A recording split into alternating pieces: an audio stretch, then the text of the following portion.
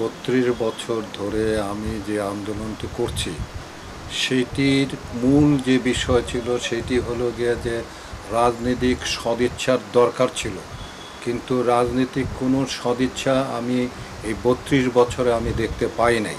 তো যে কারণের জন্য আমি নিজে চিন্তা করছিলাম যে কোনো একটা সুযোগ যদি আসে তাহলে আমি রাজনৈতিক দলের সঙ্গে যুক্ত হব এবং রাজনৈতিকভাবে এটাকে মোকাবেলা করব।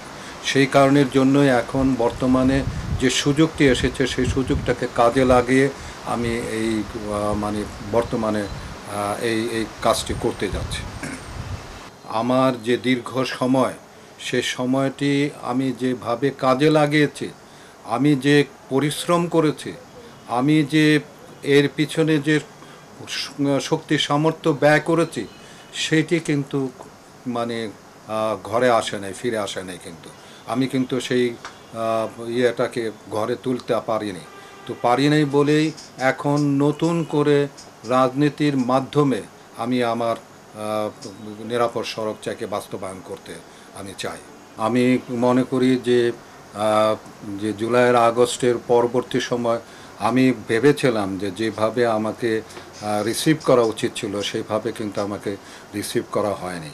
তো আমি পরবর্তী সময়ে আমার যেটা মনে হলো যে রাজনৈতিক দল ছাড়া কিন্তু কখনোই সামনে আগে বাড়া যাবে না, এবং আগে বাড়তে গেলে এবং সেখানে কথা বলতে গেলে আমার রাজনৈতিক দলের একটা শক্তি আমার লাগবে।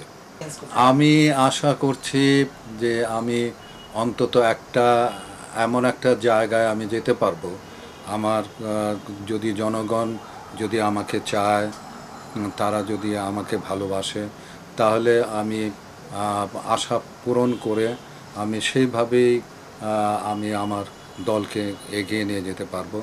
বাকিটা সামনে কি হবে আসলে সেটা তো বলা যাচ্ছে না, সেটা ভবিষ্যতে বিষয়টা ভবিষ্যতেই জানে। তো সেই কারণের জন্য আমি হতাশ নই। আমি বিশ্বাস করি যে জনগণ আমাকে ভালোবাসে এবং জনগণ তারা জানে যে আমি কী ধরনের মানুষ, আমি কী ধরনের কথা বলি, আমি কী ধরনের কাজ করি সেটি জানে বলে কিন্তু জনগণের উপরে ভরসা করি কিন্তু আমি এগিয়ে যাব বলে আমি আশা করি।